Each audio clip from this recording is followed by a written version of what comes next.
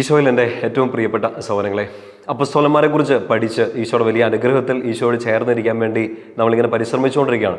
ഈ നവംബർ മാസത്തിൽ നമ്മൾ പ്രത്യേകമായിട്ട് പഠിക്കാൻ പോവുക വിശുദ്ധ മത്യാസിനെ കുറിച്ചാണ്. നമുക്കറിയാം, ഇങ്ങനെ ഓരോ അപ്പസ്തോലന്മാരെ കുറിച്ച് നമ്മളിങ്ങനെ പഠിച്ചു വരുന്ന സമയത്ത് അവരിൽ നിന്നെല്ലാം എന്തൊക്കെയോ കാര്യങ്ങൾ നമ്മൾ പഠിച്ചിരുന്നു. ഓരോ അപ്പസ്തോലന്മാരും നമ്മുടെ ജീവിതവുമായിട്ട് ബന്ധപ്പെട്ട് നിൽക്കുന്നു, നമ്മുടെ ജീവിതത്തിൽ കുറേ പാഠങ്ങൾ പഠിപ്പിക്കുന്നു, ഈശോയോട് ചേർന്നിരിക്കാൻ വേണ്ടി നമ്മളെ സഹായിക്കുന്നു.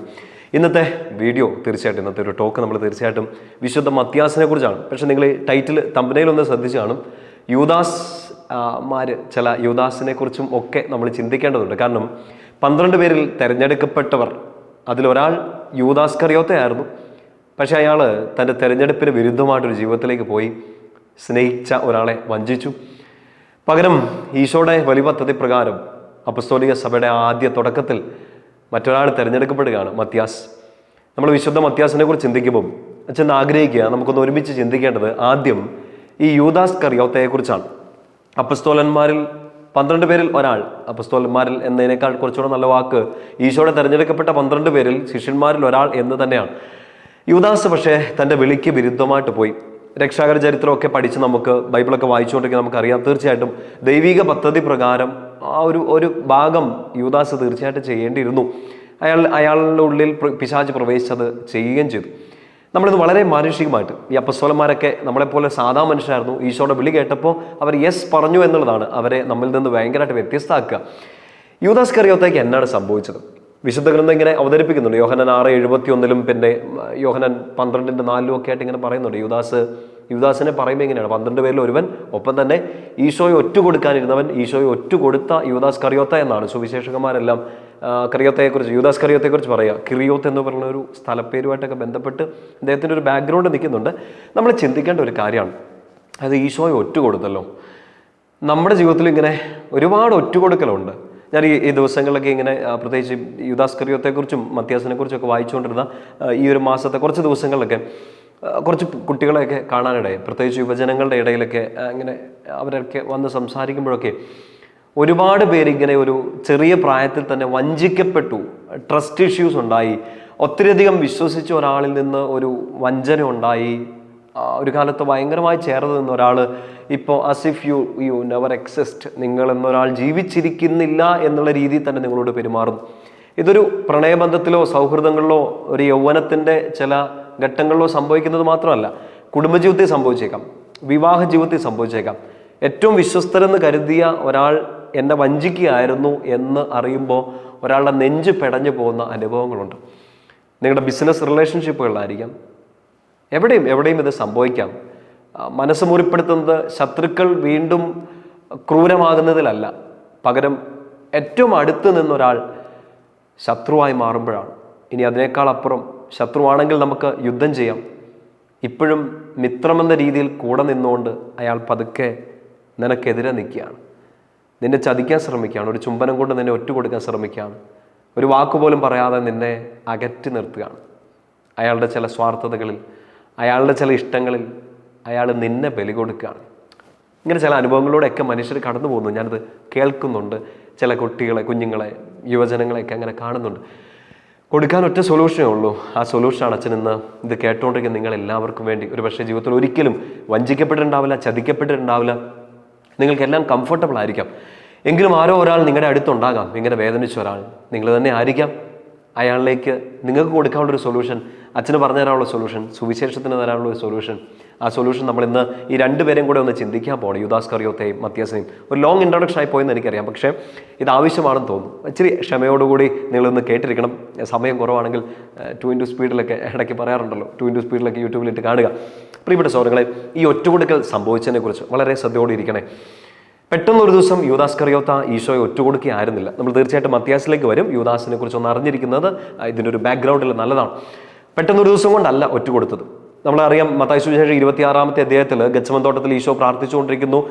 ശിഷ്യന്മാരോട് പറയുന്നു, എന്നെ ഒറ്റുകൊടുക്കാനിരിക്കുന്നതിന് എത്തിക്കഴിഞ്ഞ് നമുക്ക് പോകാം എന്ന് പറഞ്ഞ് പ്രിയപ്പെട്ട 3 ശിഷ്യന്മാരെയും കൂട്ടി പുറത്തോട്ടിറങ്ങുന്ന ഒരു സമയത്താണ് ഈ യൂദാസ് പടയാളികളെല്ലാം കൂട്ടിക്കൊണ്ട് വരുന്നു, ചുംബനം കൊണ്ട് ഒറ്റുകൊടുക്കുന്നു ഒക്കെ സംഭവിക്കും നമുക്കറിയാം. പക്ഷെ ആ രാത്രിയിൽ, ഈ ഗെത്സമനിലെ രാത്രിയിലല്ല ശരിക്കും ഒറ്റുകൊടുക്കൽ നടക്കുക.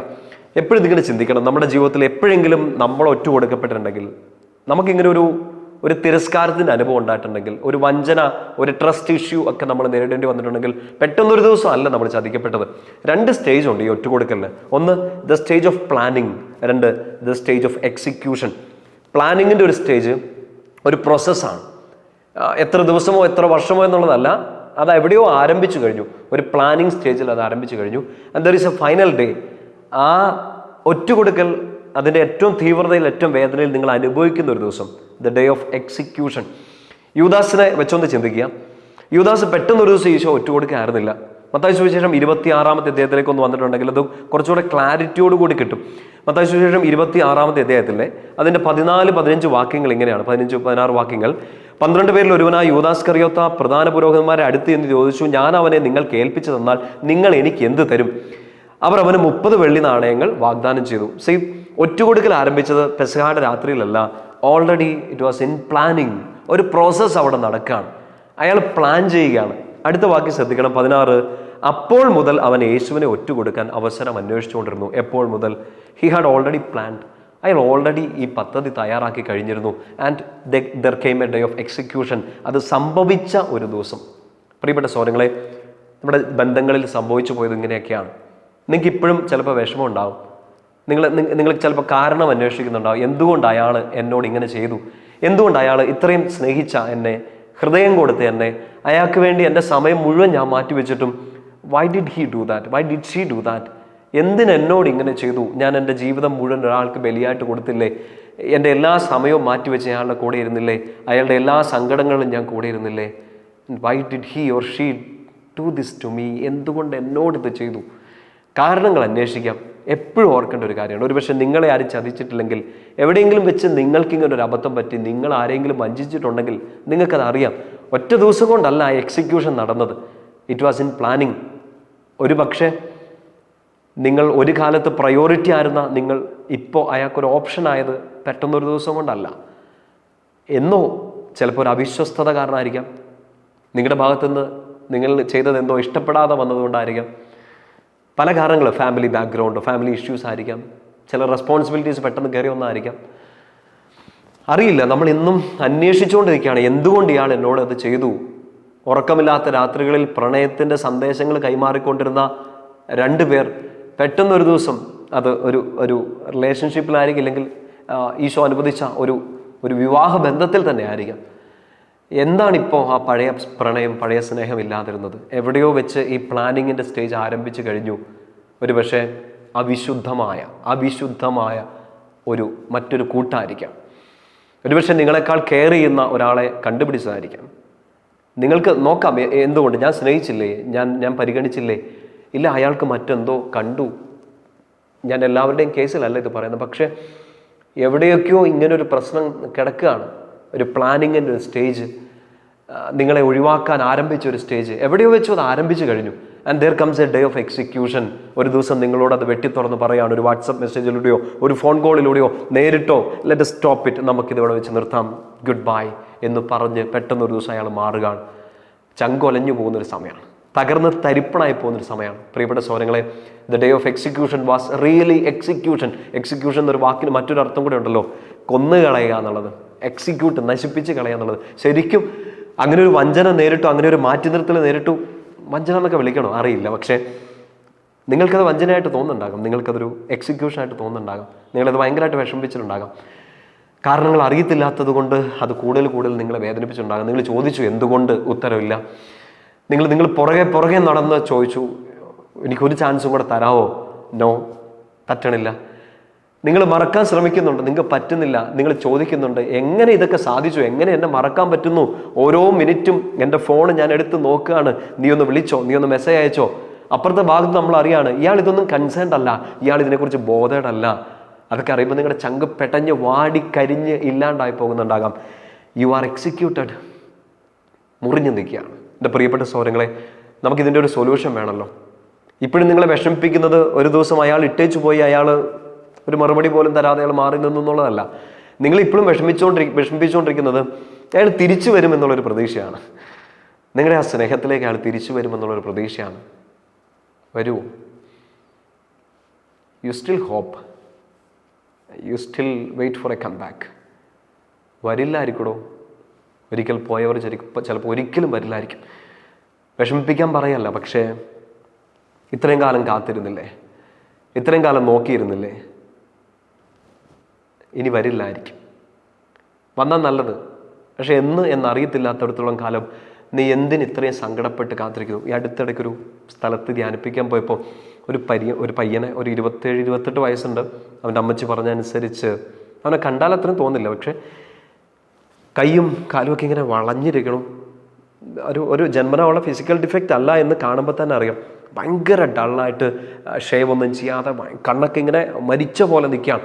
അപ്പം ഞാൻ വിചാരിച്ചു, ശരിക്കും പറഞ്ഞാൽ എന്തെങ്കിലും ഒരു അസുഖമൊക്കെ ആയിരിക്കും, അതുകൊണ്ട് അമ്മച്ചി പ്രാർത്ഥിക്കാൻ കൊണ്ടുവന്നായിരിക്കും. എൻ്റെ മുമ്പിലേക്ക് അമ്മച്ചി എന്നോട് പറഞ്ഞ അച്ഛൻ ഒന്ന് തലേ കഴിച്ച് പ്രാർത്ഥിക്കണം എന്ന് പറഞ്ഞു. ഞാൻ പ്രാർത്ഥിച്ചു. ഞാൻ ഒന്നിങ്ങനെ തോളയിൽ ഇങ്ങനെ ഷോൾഡറിൽ ഇങ്ങനെ പിടിച്ച്, എടാ ഉഷാറായിട്ടിരിക്കടാ എന്ന് പറഞ്ഞു. I didn't no what was going on. അവൻ്റെ ഉള്ളിൽ എന്നാ കടന്നു പോകുന്നതെന്ന് എനിക്ക് അറിഞ്ഞുകൂടാ. എനിക്ക് എൻ്റെ കണ്ണിലോട്ട് ഇങ്ങനെ നോക്കി, എനിക്ക് തോന്നുന്നു ഞാൻ എൻ്റെ ജീവിതത്തിൽ കണ്ടിട്ടുള്ള ഏറ്റവും ദുഃഖം പിടിച്ചൊരു കണ്ണുകളായിരുന്നത്. വളരെ നിസ്സഹായ അവസ്ഥയിൽ എന്നെ ഇങ്ങനെ നോക്കി. അമ്മ എൻ്റെ കയ്യിൽ ഇവിടെ ഇങ്ങനെ പിടിച്ചു. അച്ഛാ,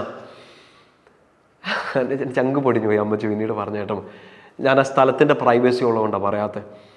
ആ ഒരു പ്രത്യേക സ്ഥലത്തെ ഫോർ എക്സാമ്പിൾ അച്ഛനിപ്പോൾ ഉള്ളത് കോട്ടയം പാമ്പാടിയിലാണ്. ഇവിടെയാണ് ആ സംഭവമെങ്കിൽ മിസ്റ്റർ പാമ്പാടി, മിസ്റ്റർ കോട്ടയം, അങ്ങനെ ഒരാളായിരുന്നു. സത്യമായിട്ടും കോട്ടയത്തോ പാമ്പാടിയിലുള്ള ഒരാളല്ല, ആ സ്ഥലത്തിൻ്റെ അറിയണ്ട എന്ന് വിചാരിച്ചുകൊണ്ട് തന്നെ ഞാനിത് പറയാത്തതാണ്. അങ്ങനെ ഒരാളായിരുന്നു. ഫോർ എക്സാമ്പിൾ മിസ്റ്റർ കോട്ടയം ആയിരുന്നു. ഒരിഷ്ടം ഉണ്ടായി, ആ ഇഷ്ടം ഒരു ദിവസം ഇല്ലാണ്ടായി. No reasons. He was very good, നല്ല മിടുക്കനായ ചെറുപ്പക്കാരൻ. സ്വഭാവം അറിയില്ലല്ലോ, എന്തെങ്കിലുമൊക്കെ കുറവുകൾ എല്ലാവർക്കും ഉണ്ടാവും. കേട്ടുകൊണ്ടിരിക്കുന്ന നിങ്ങൾക്കും പറഞ്ഞുകൊണ്ടിരിക്കുന്ന എനിക്കും, നമുക്ക് എല്ലാവർക്കും നമ്മുടെ സ്വഭാവത്തിൽ പ്രശ്നങ്ങളൊക്കെ ഉണ്ട്, ഇഷ്ടപ്പെടാത്ത കുറേ കാര്യങ്ങളുണ്ടാവും. അവൻ അത്രയും സ്നേഹിച്ച ഒരാൾ, തീർച്ചയായിട്ടും വിവാഹത്തിൻ്റെ ഏറ്റവും ഒരു അടുത്തേക്കൊക്കെ എത്തിക്കൊണ്ടിരുന്ന ഒരാൾ പെട്ടെന്നൊരു ദിവസം ഒരു കാരണം പോലും ഇല്ലാണ്ട് പോവാണ്. ഇവൻ പുറകെ നടന്നപ്പോൾ സ്റ്റോക്കിംഗ് ആണെന്ന് പറഞ്ഞു. It was not stalking. അവനൊരു ഉത്തരം മാത്രം ആവശ്യമുണ്ടായിരുന്നുള്ളൂ. അവൻ്റെ അമ്മ എന്നോട് പറഞ്ഞത് അങ്ങനെയാണ്. She said an absolute no. ഇനിയില്ല. റീസൺ ഒന്നും പറയാനില്ല. ഈ പയ്യൻ, ഈ ഫോർ എക്സാമ്പിൾ മിസ്റ്റർ കോട്ടയം, കെട്ടിടത്തിൻ്റെ മുകളിൽ നിന്ന് എടുത്ത് താഴോട്ട് ചാടി. ജീവൻ തിരിച്ചു കിട്ടി. ആരുടെയൊക്കെയോ പ്രാർത്ഥന, ചികിത്സ എല്ലാം കൂടെ ആയിട്ട് he's able to stand up. അവനിപ്പോൾ നേരെ നിൽക്കാൻ പറ്റുന്നുണ്ട്. എൻ്റെ മുമ്പിൽ വന്നിങ്ങനെ കൂനിപ്പിടിച്ച് ഇങ്ങനെ, it was a very sad vision. കാണുമ്പോൾ തന്നെ ഭയങ്കര സങ്കടം തോന്നിപ്പോയി. ഞാൻ മുമ്പേ പറഞ്ഞില്ലേ, ഇത്രയും ജീവനില്ലാത്തൊരു കണ്ണുകൾ ഞാൻ കണ്ടിട്ടില്ല. അവൻ്റെ ആ കണ്ണിലുണ്ടായിരുന്നു എല്ലാ ദുഃഖത്തിൻ്റെയും. ഒന്ന്, അവൻ്റെ ആ ഇഷ്ടം നഷ്ടപ്പെട്ടു പോയി. അവൻ ഏറ്റവും കോൺഫിഡൻ്റ് ആയിരുന്നു. അവൻ്റെ ശരീരം, അത്ര ബിൽഡ് ചെയ്തെടുത്ത ഒരു ശരീരം പെട്ടെന്നൊരു നിമിഷത്തെ ഒരു ചിന്ത കൊണ്ട് താഴേക്കെടുത്ത് എറിയുകയും finished. It was a kind of execution. ആ പെങ്കൊച്ചിനെ അറിയില്ല, എനിക്കോ നിങ്ങൾക്കോ ആർക്കും അറിയില്ല. അവളുടെ ഉള്ളിൽ തീർച്ചയായിട്ടും റീസൺസ് ഉണ്ടാകാം. അവൾക്ക് ഇഷ്ടപ്പെടാത്ത ചിലതുണ്ടായിരിക്കാം. അവളുടെ ജീവിതത്തിൻ്റെ ചില റെസ്പോൺസിബിലിറ്റീസ് മുമ്പിൽ വന്നപ്പോഴായിരിക്കാം. ഫാമിലിയിൽ നിന്നുള്ള പ്രഷറായിരിക്കാം. ഒരുപക്ഷെ ആ ഒരു പ്രായത്തിൽ പക്വതയോടെ അവളൊരു തീരുമാനം എടുത്തതായിരിക്കാം. പക്ഷേ ഇപ്പുറത്തെ സൈഡിൽ സംഭവിച്ചത് ഒരു എക്സിക്യൂഷനാണ്, ഒരു കൊലപാതകമാണ്. എന്തൊക്കെ റീസൺസ് പറഞ്ഞാലും ഇപ്പുറം ഒരാൾ വിഷമിച്ചുകൊണ്ടിരിക്കുകയാണ്. പ്രിയപ്പെട്ട സഹോദരങ്ങളെ, നമ്മൾ പറഞ്ഞുകൊണ്ടിരിക്കുന്ന യൂദാസിനെ കുറിച്ചാണ്. സ്നേഹത്തിൽ നമ്മൾ കണ്ടുമുട്ടുന്ന ചില യൂദാസുമാർ. മാറ്റി നിർത്തിയിട്ടില്ല നമ്മൾ ഒരിക്കലും. നമ്മൾ തിരിച്ചു വരുന്നൊക്കെ വിചാരിച്ചുകൊണ്ടിരിക്കുകയാണ്. ഈ മത്യാസിനെ തിരഞ്ഞെടുക്കുന്ന സമയത്ത് പത്രോസ്ലിഹായൊക്കെ ഇങ്ങനെ പറയുന്നുണ്ട്. അപ്പോസ്തലപ്രവർത്തനം 1:17 യൂദാസിനെ കുറിച്ച് പറയുന്നത് ഇങ്ങനെയാണ്: അവൻ നമ്മിൽ ഒരുവനായി എണ്ണപ്പെടുകയും ഈ ശുശ്രൂഷയിൽ അവന് ഭാഗഭാഗിത്വം ലഭിക്കുകയും ചെയ്തിരുന്നു. അബ്സൊല്യൂട്ട്ലി ഒരു സ്പിരിച്വൽ സെൻസിൽ എടുക്കേണ്ട ഒരു കാര്യമാണ്. വളരെ മാനുഷികമായിട്ട് അച്ഛൻ ഇത് നിങ്ങളോട് പറഞ്ഞു തരുമ്പോൾ ഇതിനെ മറ്റൊരു രീതിയിൽ നിന്ന് റീഡ് ചെയ്യണം. അവനെ നമ്മിൽ ഒരുവനായി കണക്കാക്കിയിരുന്നു.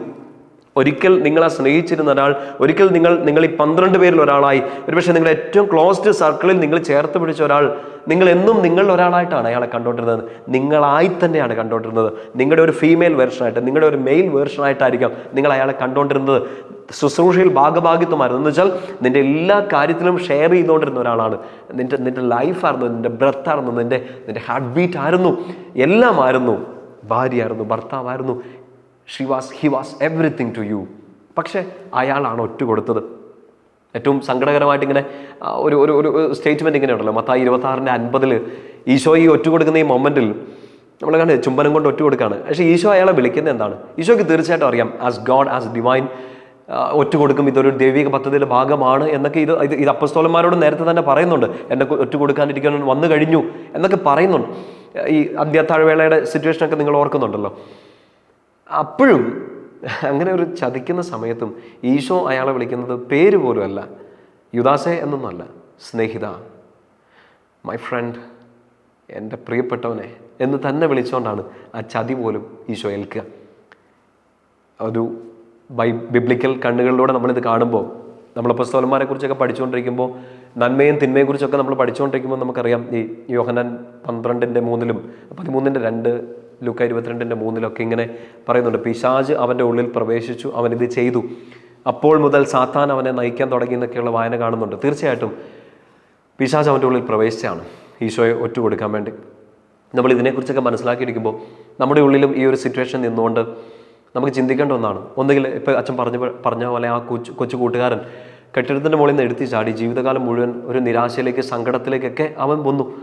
അപ്പുറത്ത് അവൻ സ്നേഹിച്ചിരുന്ന ആ പെങ്കൊച്ച് എന്താണ് അവൾക്ക് സംഭവിച്ചത് നമുക്ക് അറിയത്ത് പോലുമില്ല. നിങ്ങൾക്കിപ്പോഴും പ്രതീക്ഷയാണ് ഈ ആൾ തിരിച്ചു വരും, നിങ്ങളോടൊരു സഹതാപം തോന്നും, നിങ്ങളെ വീണ്ടും സ്നേഹിക്കുമെന്നൊക്കെ. അപ്പുറത്ത് അയാൾക്ക് എന്താ സംഭവിക്കുന്നതെന്ന് അറിയില്ലല്ലോ. നിങ്ങൾ ഓരോ അരമണിക്കൂർ കൂടുമ്പോഴും ഈ ഫോൺ എടുത്ത് നോക്കുമ്പോഴും അപ്പുറത്ത് അയാൾ ഒരുപക്ഷെ ദിവസത്തിൽ ഒരിക്കൽ പോലും ആ ഫോൺ എടുത്ത് നോക്കുന്നുണ്ടാവില്ല നിങ്ങളെക്കുറിച്ച് അറിയാൻ. എന്ത് തന്നെ ആവട്ടെ, ഒന്നുകിൽ ഒരു കംപ്ലീറ്റ് ഡിപ്രഷനിലേക്ക്, ജീവിതം മുഴുവൻ നിരാശപ്പെട്ട്, ലഹരിക്ക് അടിമപ്പെട്ട്, സ്വന്തം പ്രിയപ്പെട്ടവരെ പോലും മറന്നു കളഞ്ഞ് നിങ്ങൾക്ക് ഏറ്റവും നിരാശയിലേക്ക് പോകാം. ഇല്ലെങ്കിൽ നിങ്ങൾ ഈ നിരാശയിൽ നിന്നും, നിങ്ങളിങ്ങനെ വഞ്ചിക്കപ്പെട്ടിട്ടും, നിങ്ങളിങ്ങനെ തേച്ചൊട്ടപ്പെട്ടിട്ടും ഇപ്പോഴും നിങ്ങളുടെ കൂടെ നിൽക്കുന്ന ഒരാൾ, ഇതുപോലെ ചതി അനുഭവിച്ച ഒരാളുടെ കൂടെ നിൽക്കാം. Either you can look at Judas or you can look at Jesus. ഒന്നുകിൽ നിങ്ങളെ ചതിച്ച് നിങ്ങൾക്കൊരു ചുംബനം തന്നുപോലും നിങ്ങളെ പറ്റിച്ച് ഇട്ടേച്ചു പോയ യൂദാസിനെ നോക്കി ജീവിതകാലം മുഴുവൻ നിരാശപ്പെട്ട് നിൽക്കാം. യൂദാസിനെ പോലെ ഒരു തുണ്ട് കയറിൽ നിങ്ങൾക്ക് തീരാം. ഇല്ലെങ്കിൽ ഒറ്റ കൊടുക്കപ്പെട്ടിട്ടും, ചതിക്കപ്പെട്ടിട്ടും, കുരിശേ കയറിയിട്ടും, മരിച്ച് മണ്ണോട് അടിയാൻ സാധ്യത ഉണ്ടായിട്ടും ആ മണ്ണിലേക്ക് ഒതുങ്ങി നിൽക്കാതെ 3-ാം ദിവസം ഉയർത്തെഴുന്നേറ്റ് വന്ന് നിന്നെ ഇപ്പോഴും സ്നേഹിക്കുന്ന, നിന്നെ ആരൊക്കെ മാറ്റി നിർത്തിയാലും, നിന്നെ ആരൊക്കെ കൺമുമ്പിലിട്ട് വഞ്ചിച്ചാലും, എക്സിക്യൂട്ട് ചെയ്യുന്ന പോലെ തകർത്തില്ലാണ്ടാക്കിയാലും നിന്നെ ഇപ്പോഴും സ്നേഹിച്ചുകൊണ്ടിരിക്കുന്ന ഈശോയെ നോക്കാം. Either you can look at Judas or you can look at Jesus. യൂദാസിനെ നോക്കിയിരുന്നാൽ മരിച്ചതുപോലെ ഇരിക്കും. ഈശോയെ നോക്കിയിരുന്നാൽ, മരണത്തെ ജയിച്ചവനെ നോക്കിയിരുന്നാൽ, ഈ മരണതുല്യമായ ഈ ഡിപ്രഷനിൽ നിന്ന്, ഈ കണ്ണുനീരിൽ നിന്ന്, ഈ അകാരണമായ നിരാശയിൽ നിന്ന്, ഈ ഇരുട്ടിൽ നിന്ന് നിനക്ക് കയറിപ്പോരാൻ പറ്റും. So the choice is yours. ഒന്നുകിൽ ഇവിടുന്ന് എടുത്ത് ചാടി ഇതെല്ലാം അവസാനിപ്പിക്കാം, ഇല്ലെങ്കിൽ ഏറ്റവും വലിയ പാതാളക്കുഴിയിൽ നിന്ന് പോലും, ഷിയോൾ മരിച്ചവടയിൽ നിന്ന് പോലും എഴുന്നേറ്റ് കയറിപ്പോന്ന ഈശോയെ നോക്കി നിൽക്കാം. ഈശോ നോക്കിയാൽ ലൈഫ് മാറും. എന്തുകൊണ്ട് ഇതൊക്കെ സംഭവിച്ചു എന്നൊക്കെ നമുക്ക് ഇനിയും ചോദിച്ചുകൊണ്ടിരിക്കാം. പക്ഷേ നമുക്കിനി ചോദിക്കേണ്ടത് നമ്മുടെ പാസ്റ്റിലേക്ക് നോക്കിയിരിക്കുകയല്ല, ടു ദ ഫ്യൂച്ചർ. ഇപ്പോഴും നിങ്ങളെ പിശാച് പ്രലോഭിപ്പിച്ചുകൊണ്ടിരിക്കുന്നത് എങ്ങനെയാണെന്നറിയോ? അവൻ നിങ്ങളുടെ പാസ്റ്റ് കാണിച്ച് നിങ്ങളെ പേടിപ്പിക്കും.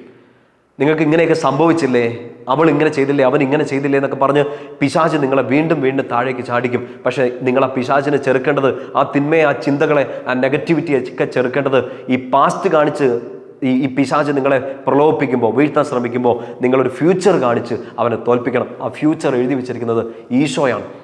അച്ഛൻ ഈ പറഞ്ഞുകൊണ്ടിരിക്കുന്ന കുഞ്ഞു വാക്കുകൾ കേട്ടുകൊണ്ടിരിക്കുന്ന ഈശോയുടെ പ്രിയപ്പെട്ട മക്കളോട് ബോധ്യത്തിൽ ഞാൻ പറയാണ്, ഈ അപ്പസ്തോലന്മാരെ പഠിപ്പിച്ചുകൊണ്ടിരിക്കുന്ന ആ ഒരു ബോധ്യത്തിൽ ഞാൻ പറഞ്ഞുകൊണ്ടിരിക്കുകയാണ്, ഈശോയെ സ്വീകരിക്കുക. എല്ലാം ഉപേക്ഷിച്ചുകൊണ്ട് ഈശോയെ നീ സ്വീകരിക്കുക. എന്നാലും എല്ലാം ഉപേക്ഷിച്ച് നീ സ്വീകരിച്ച ആൾ ഇന്നിപ്പം നിന്നെ സ്വീകരിക്കുന്നില്ല. എങ്കിലും നീ ഒന്നും തിരിച്ചു കൊടുത്തില്ലെങ്കിലും, ഇത്രയും കാലം അവളോടുള്ള ആ കൂട്ടുകാരണം ഈശോയെപ്പോലും നീ മറന്നു കളഞ്ഞിട്ടും ഇപ്പോഴും നീ തിരിച്ചു വരാൻ വേണ്ടി, നിന്നെ സ്നേഹിക്കാൻ വേണ്ടി കാത്തിരിക്കുന്ന ഒരു ഈശോയുണ്ട്. Come back to him. പിശാച് നിന്റെ പാസ്റ്റ് കാണിച്ച് നിന്നെ ഇപ്പോഴും സങ്കടപ്പെടുത്തുമ്പോൾ ആ പിശാചിൻ്റെ മുമ്പിലേക്ക് നീ അവതരിപ്പിച്ച് അവനെ ഓടിക്കേണ്ടത് ഈശോ നിനക്ക് വേണ്ടി ഒരുക്കി വെച്ചിരിക്കുന്ന ആ ഫ്യൂച്ചർ കാണിച്ചുകൊണ്ടാണ്. അങ്ങനെയൊന്നും നമുക്ക് തോറ്റു കൊടുക്കാൻ പറ്റില്ല. തീർച്ചയായിട്ടും കരയും, ഞാൻ കരയും, നിങ്ങൾ കരയും, നിരാശപ്പെടും, ദേഷ്യപ്പെടും, എല്ലാം ഇടിച്ച് തകർത്ത് വലിച്ചെറിയാനൊക്കെ നമുക്ക് എല്ലാവർക്കും തോന്നും. പക്ഷെ നമ്മുടെ മുമ്പിൽ കയറി വന്ന ഒരു ഈശോയുണ്ട്. He's not ready to give up. നിന്റെ കാര്യത്തിൽ ഗീവ് അപ്പ് ചെയ്യാൻ ഈശോ തയ്യാറല്ല. So you should get up as long as Jesus is ready to pick you up. നിന്നെ പൊക്കിയെടുക്കാൻ ഈശോ തയ്യാറായിരിക്കുന്നിടത്തോളം കാലം നീ കടന്നു പോകരുത്, നീ എഴുന്നേക്കണം. Don't give up, you should get up, because there is someone standing there before you. ഈശോ പദ്ധതികൾ അവൻ്റെ മുമ്പിലുണ്ട്. പാസ്റ്റിലേക്ക് നോക്കിയിരിക്കുന്നവനല്ല, ഫ്യൂച്ചറിലേക്ക് നോക്കിയിരിക്കുന്നവൻ്റെ മുമ്പിൽ ഈശോ പദ്ധതി ഒരുക്കും. അവിടെയാണ് നമ്മൾ തദേവുസിനെ പറഞ്ഞുകൊണ്ട് ഇത് കൺക്ലൂഡ് ചെയ്യുക. തദേവുസിനെ തിരഞ്ഞെടുക്കുന്നുണ്ട്. അപ്പോസ്തല പ്രവർത്തനം 1-ാമത്തെ അധ്യായം 26-ാമത്തെ വാക്യത്തിൽ നമ്മളിങ്ങനെ വായിക്കും, പിന്നെ അവർ കുറിയിട്ടു, മത്യാസിന് കുറി വീണു, 11 അപ്പസ്തോലന്മാരോട് കൂടെ അവൻ എണ്ണപ്പെടുകയും ചെയ്തു. യൂദാസ് പോയി, but God has A better plan. അത്രയും കാലം അവരുടെ കൂടെ ഉണ്ടായിരുന്ന ഒരാൾ, അപ്പോസ്തല പ്രവർത്തനം 1:21, 22, 23 വാക്യങ്ങളൊക്കെ നമ്മൾ കാണുന്നുണ്ട്. മത്യാസിനെ തിരഞ്ഞെടുക്കാൻ ഒറ്റ ക്രൈറ്റീരിയൻ ഇതേ ഉണ്ടായിരുന്നുള്ളൂ, അവരുടെ കൂടെ ഉണ്ടായിരുന്ന ഒരാൾ, ഇതെല്ലാം കണ്ട ഒരാൾ. അങ്ങനെ ഒരാളെ ഈശോ ഒരുക്കി വെച്ചിട്ടുണ്ടായിരുന്നു. അവന് തെരഞ്ഞെടുപ്പ് വീണു. നമ്മളിപ്പോഴും അടഞ്ഞ ചില അധ്യായങ്ങളിലേക്ക് നോക്കിയിരിക്കുകയാണ്. തുറന്നു വെച്ചുകൊണ്ട് ഈശോ അപ്പുറത്ത് നിൽക്കുന്നുണ്ട്. ഈ ഒരു കാലഘട്ടത്തിൽ ഒരുപക്ഷെ ഇയാളോട് മാത്രമായിട്ട് നിങ്ങളുടെ ലോകം ഒതുങ്ങി നിന്നപ്പോൾ നിങ്ങൾ മറന്നുപോയ ചില ആളുകളില്ലേ? അപ്പനെ, അമ്മയെ, നിങ്ങളുടെ കൂടപ്പിറപ്പുകളെ, നിങ്ങളുടെ ദേവാലയത്തെ, നിങ്ങളുടെ ഈശോയെ. ഇങ്ങനെ ഒരാളെ നിങ്ങൾക്ക് കൂട്ടുകിട്ടിയ ഒരു കാലത്ത് നിങ്ങൾ മറന്നു കളഞ്ഞ കുറേ ആൾക്കാരുണ്ട്. Just look at them. അമ്മയോടൊക്കെ സംസാരിച്ചിട്ട് എത്ര നാളായി, അപ്പച്ചനും പോയി കെട്ടിപ്പിടിച്ചിട്ട് എത്ര നാളായി, സ്നേഹത്തോടെ സഹോദരങ്ങളോടൊന്ന് അവരെ ഒന്ന് ചേർത്ത് പിടിച്ചിട്ടൊരു ഉമ്മ കൊടുത്തിട്ട് എത്ര നാളായി. ഇപ്പോഴും നമ്മൾ ഓർക്കുന്നത് നിങ്ങളെ ചേർത്ത് പിടിക്കാത്ത ഒരാളെ, നിങ്ങളെ മാറ്റി നിർത്തിയ ഒരാളെയാണ്. Come back. യൂദാസ് പോട്ടെ, നമുക്ക് മത്യാസിനെ തിരഞ്ഞെടുത്ത് ഈശോ വെച്ചിരിക്കുകയാണ്. ആ മത്യാസിനെ തിരഞ്ഞെടുക്കണമെങ്കിൽ, കുറി വീഴണമെങ്കിൽ നമ്മൾ എന്ത് തയ്യാറാവണം? യൂദാസിനെ മറന്നു കളഞ്ഞേ മതിയാവുള്ളൂ. It is not easy. പക്ഷേ നമ്മൾ ക്ഷമിച്ച് മറന്നു കളയണം. കാരണം നിന്റെ മുമ്പിൽ നിൽക്കുന്ന, എൻ്റെ മുമ്പിൽ നിൽക്കുന്ന ഈശോ ഒറ്റ കൊടുത്തവനെ, 30 വെള്ളിക്കാശിന് വിറ്റ് കളഞ്ഞവനെ, പ്ലാൻ ചെയ്തവനെ, എക്സിക്യൂട്ട് ചെയ്തവനെ ക്ഷമിച്ച് സ്നേഹിച്ച ഈശോയാണ്. അയാൾക്ക് സ്നേഹം തിരിച്ചറിയാനൊന്നും പറ്റില്ല. അയാൾ പോയി തൂങ്ങി മരിച്ചു എന്നൊക്കെയാണ് വിശുദ്ധ ഗ്രന്ഥം നമ്മുടെ മുമ്പിൽ സാക്ഷ്യപ്പെടുത്തുക. പക്ഷേ ഇത് ആ ഒരു കഥയല്ല, ആ ഒരു ജീവിതമല്ല വിശുദ്ധ ഗ്രന്ഥം നമ്മുടെ മുമ്പിൽ അവതരിപ്പിക്കുക. തെരഞ്ഞെടുക്കപ്പെട്ട മത്യാസിനെ കുറിച്ചാണ്. പ്രിയപ്പെട്ട സഹോദരങ്ങളെ, നമ്മളിത് അവസാനിപ്പിക്കുമ്പോൾ ഒരു കാര്യം കൂടെ പറഞ്ഞാൽ അത് തീർക്കാം. ഈശോയുടെ മുമ്പിലാണല്ലോ നമുക്ക് ഏറ്റവും കൂടുതൽ ഉത്തരം കൊടുക്കേണ്ടതുള്ളത്. നമ്മളെ ഇട്ടേച്ചു പോയവരെയൊക്കെ ഓർത്ത് നമ്മൾ സങ്കടപ്പെടുമ്പോൾ ഈശോ നമ്മളെ ഓർത്ത് സങ്കടപ്പെടുന്നുണ്ടാവും. പ്രാണൻ തന്ന് നമ്മളെ സ്നേഹിച്ചിട്ട് നമ്മളിപ്പോൾ പലപ്പോഴും യൂദാസിനെ പോലെ ഈശോയുടെ മുമ്പിൽ പെരുമാറുന്നുണ്ടെങ്കിൽ നമുക്കൊരു തീരുമാനം എടുക്കാം.